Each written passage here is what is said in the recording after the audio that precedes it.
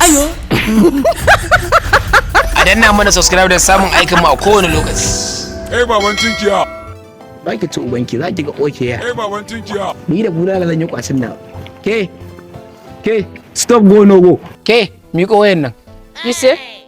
What do you say? What's meeting? What are you even saying? Sai dai kawai ki miƙo wayar kina mu wani akulaman gyare. Don't insult. Why guys daft? All this guy. Ke, go no go tafiya ba. Are you talking to me? If you know go tsalle tafiya, bring it in my phone hand to hand for me. Baby. Ni ma fa asali na nake gani bere ne. Na iya yare ya kai 30. Abeg, are you done? I have things doing. Yanzu ne tusa nake ji da hina miki guda 20. Kin san Allah? Mo money ka láti ṣe jọ mo waste time making gbogbo kata oṣì. Ṣé mi ló ń bá sọ̀rọ̀? Idan na irga ku baki miko wayan nan ba billahi Allah ne zan faɗa miki bulala sai kin haihu a gurin nan. O bi porin po ẹ̀dá.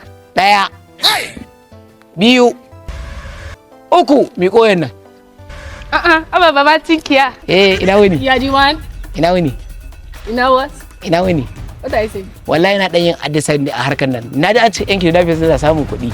Masu barayi ma suna samun kuɗi. Shi ne nace bari zo yi addisan akan abin gazan ci nasara ko ba zan ci nasara. So in Kano they na say you make it. Kin ga ki ya hakuri. Kin ga area ba kuwa babu wanda ya san abin da muke da Allah ki ya. Then I will shout. Mu kake zagi uba na mana. Tunda take ki hakuri. I did not insult you. This is what I'm saying. Your wife said did not even have sense to marry somebody like you. Baban tinkiya. Ayo.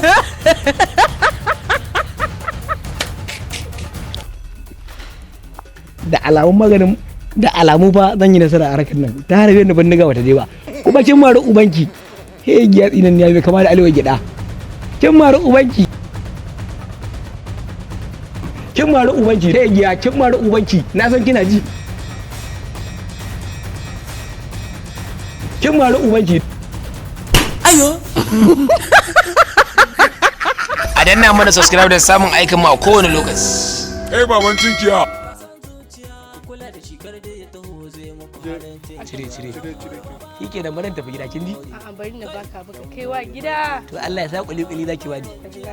Allah ya.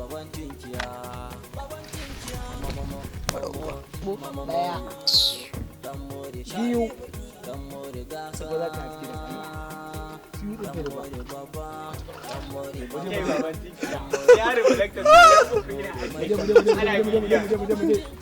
Ɗaya, biyu, ki miƙo ba, 3. Aba baba tinkiya.